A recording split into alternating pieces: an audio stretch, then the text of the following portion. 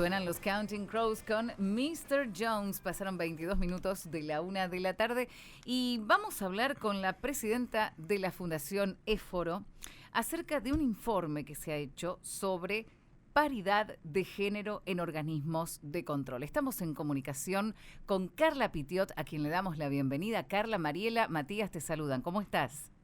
Hola, ¿qué tal Mariela? ¿Qué tal Matías? Un gusto charlar con ustedes.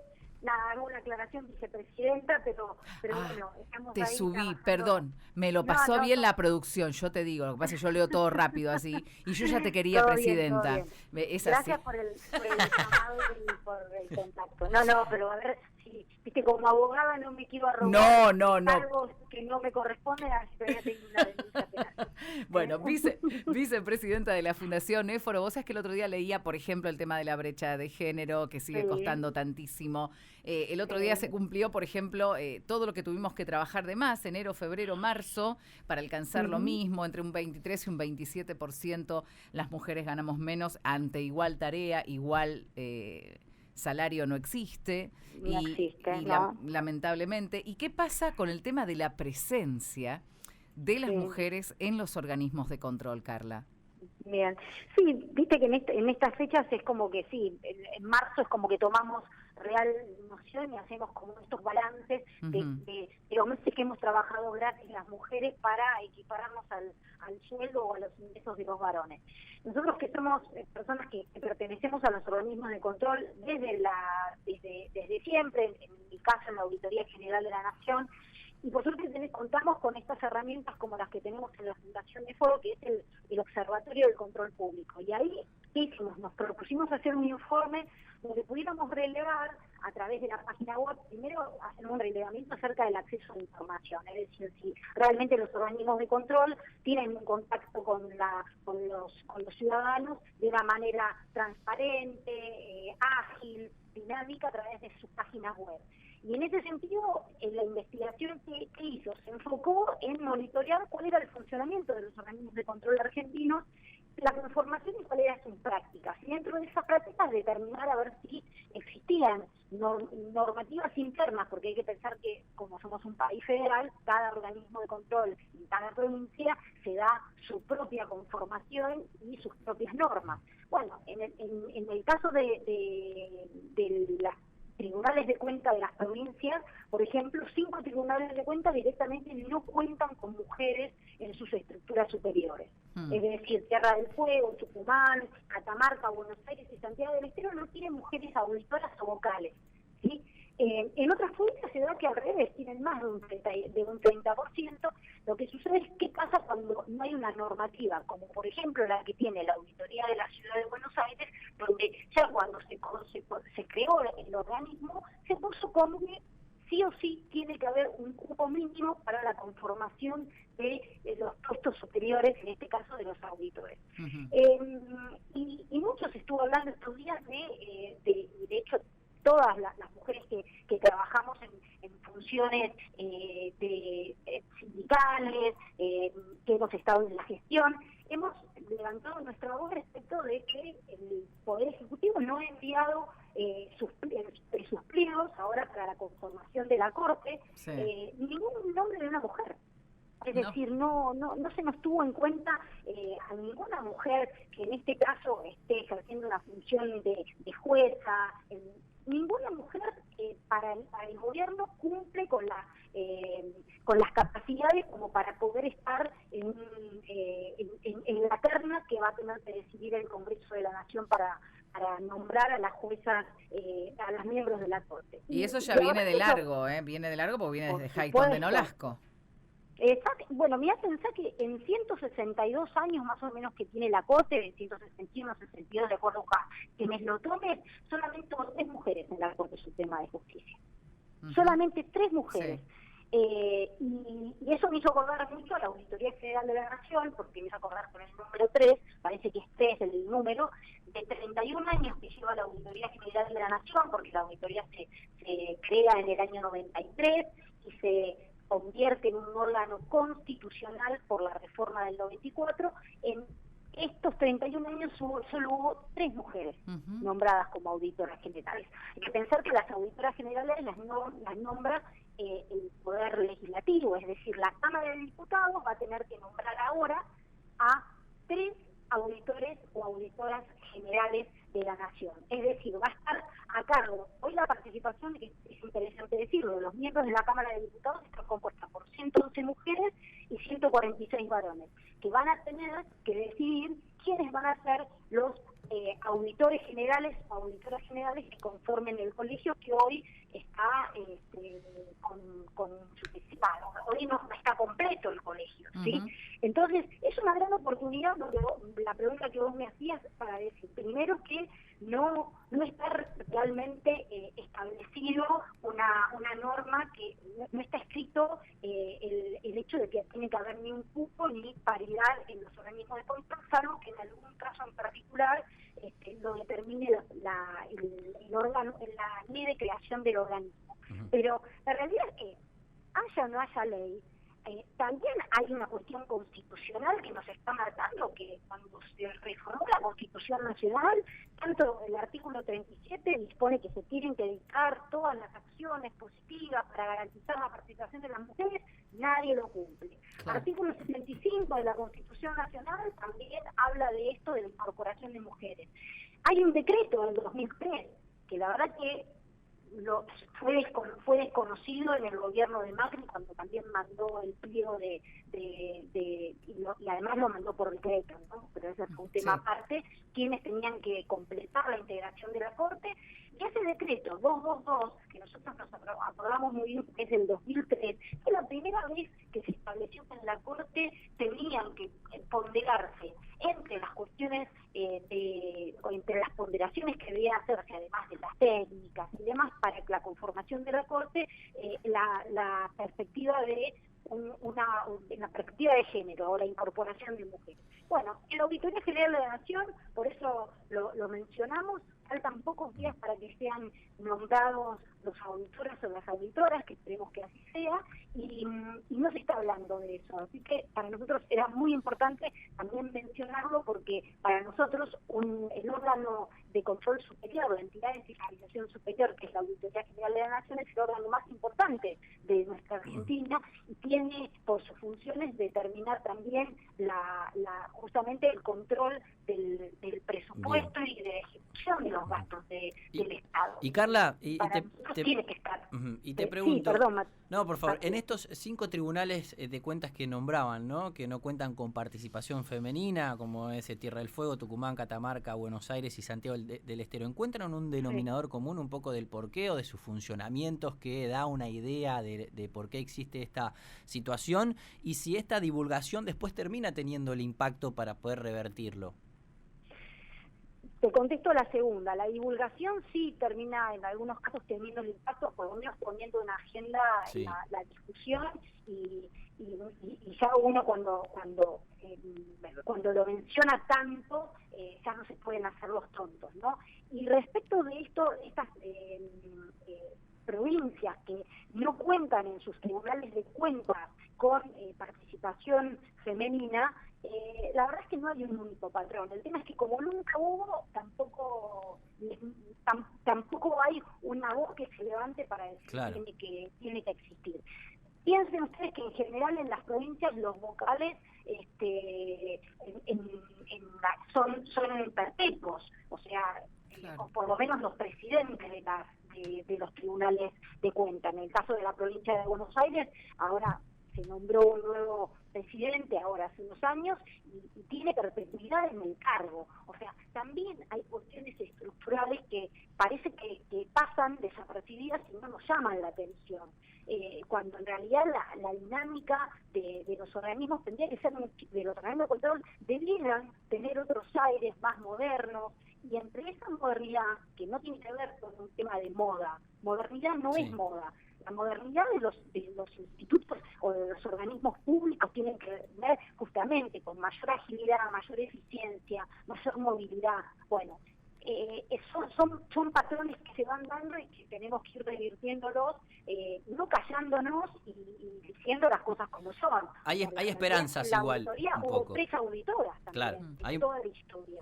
Hay un poco de esperanza, digo, porque bueno, el informe también habla de la situación que se vive en Santa Cruz, por ejemplo, ¿no? Claro. Con una mayor participación femenina, digo. Ejemplos a seguir hay. Por supuesto, hay organismos con un 75, hay otros organismos que tienen el 67% de participación. En algunos casos va bajando un poco, pero hasta nos vamos como conformando. Bueno, en algunos casos tiene el 43 o el 33. Bueno, estos relevamientos y estos monitoreos no sirven, no es para contarle las costillas a nadie, no es para ser críticos por ser críticos, sino para mostrar que el abordaje de estas cuestiones tiene que ver no solo con monitorear cómo funcionan los organismos de control, sino también cuáles son sus prácticas para el afuera y para el adentro de los organismos, porque entendemos que eso también hace y fortalece a las instituciones que son democráticas. Claro, y justo que se está hablando tanto, ¿no?, de esto, hay gente que por ahí no sabe qué es lo que hace la Auditoría General de la Nación, que ya audita, por ejemplo, que tanto que se habla de las universidades nacionales. Muy bien. O sea, es increíble que esto se tenga que decir. Yo lo entiendo en el público en general, que la gente no tiene por qué saberlo y uno lo tiene que decir. Sí. Pero he escuchado comunicadores, he escuchado a políticos, he escuchado a mucha gente. Yo no sé si le hacen caso omiso o realmente no lo saben. No, hay un desconocimiento, Mariela, enorme. Y te lo digo como yo que pertenecía al cuerpo de diputados de la Nación. Hay compañeros míos que no tenían ni idea de qué era la auditoría. Y la Auditoría General de la Nación depende del Congreso de la Nación. O sea, miembros de diputados y de senadores que o la conocían muy subrepticiamente o no sabían que podían contar con la auditoría como una herramienta técnica para su función como legislador. Entonces, no puedes pretender de los ciudadanos, claro. No puede pedirle al ciudadano lo que vos no le exigís, y ahí sí a un funcionario como es un legislador o una legisladora, porque mínimamente tiene que saber cuál es su función y cuál es el rol que va a tener cuando se sienta en la banca y con quién coordina su tarea legislativa. No es solamente hacer leyes, sino relacionarse con los órganos que están íntimamente vinculados. ¿Para qué? Para que justamente leer los informes que hace la auditoría y actuar en consecuencia como un control político de la gestión del poder ejecutivo. Entonces, ahí está el verdadero equilibrio de poderes del que tanto se habla y de la división de poderes. Y lo que vos decís es verdad, de vez en cuando, digo, me parece muy importante, sale a reducir la tarea gigantesca que tiene la Auditoría General de la Nación como órgano de control externo del Estado, y en este caso está hoy en boca de todos de que realmente la Auditoría General de la Nación hace el control de la gestión de las universidades nacionales. O sea, no hace falta que se meta el Poder Ejecutivo, que se meta el Poder Judicial, o sea, hay ya un organismo de control de los organismos del Estado que funciona, que tiene unos informes que están buenísimos, muy técnicos para aquellos que buscan lo muy técnico y también con un lenguaje accesible para el que busca el lenguaje accesible o que quiera saber, de consulta ciudadana, de consulta a nivel profesional. O sea, no sé qué es lo que quieren inventar, ¿la rueda? No, bueno, lo que quieren es avasallar también el poder legislativo una vez más y de otra manera. O sea, son diferentes formatos de invisibilización de las funciones del Poder Legislativo. En este caso lo paga la Auditoría General de la Nación, pero son intentos, son avances que hay que mencionarlos y no hay que dejar o sea, no hay que dejar que estos cumplan su función. Es decir, las universidades públicas ya tienen la auditoría interna y tienen la auditoría externa de la Auditoría General. Y para los que les interese también hay auditorías muy críticas también. O sea, no estamos diciendo que la auditoría validó. O sea, hay auditorías también integrales o nosotros le llamamos en la auditoría estudios especiales. O sea, la auditoría puede hacer o auditorías específicas o informes o estudios especiales con determinadas cuestiones. Bueno, hay auditorías que se han hecho, por ejemplo, de cuáles cuáles han sido la gestión realizada por universidades nacionales en un determinado periodo para, qué sé yo, 30, por ejemplo, el último que yo me acuerdo, creo que fueron 30 universidades juntas. Hay un trabajo muy exhaustivo, muy recomendado para quien quiera cambiar también, si hay algún tema para modificar, alguna irregularidad o si se detecta alguna cuestión para modificar, hacerlo a través de las recomendaciones que la Auditoría General de la Nación ha realizado, ¿no? Ustedes, me imagino un poco el trabajo que tienen, Carla, más allá de esta auditoría y lo que vos nos contás y demás, es casi mediático también, porque Mariela ponía el ejemplo de lo que sucede, ¿no? Que hay unos controles y vos lo remarcabas, no quiere decir que esté a favor o en contra, sino es una auditoría. Claro. Y después ahí, obviamente, para aquellos que son más técnicos, habrá un informe especial para nosotros como ciudadanos comunes, que no tenemos la misma responsabilidad que un diputado o un senador, lo podemos entender de otra manera. Pero ustedes tienen una lucha mediática diaria, que me parece que hasta un punto se va casi perdiendo, ¿no? Digo, con los medios de comunicación, con las redes sociales, que es más complejo todavía, porque terminan como casi no creyendo el trabajo que terminan exponiendo ustedes. Sí, es mediática, es una lucha que nosotros siempre decimos que es hasta pedagógica, ¿no? Claro. Nosotros intentamos que la gente de a pie, y en el buen sentido lo digo, no solo conozcan nuestro trabajo, sino que crean el trabajo que hacemos. Y eso tiene que ver con fortalecer los organismos de control de manera técnica. Nadie duda que la Auditoría General de la Nación y los organismos de control tienen un origen político. Y además, bienvenido que así sea. Claro. Yo no denosto para nada, y al contrario, me parece que tiene que tener, y hay que respetar el origen político.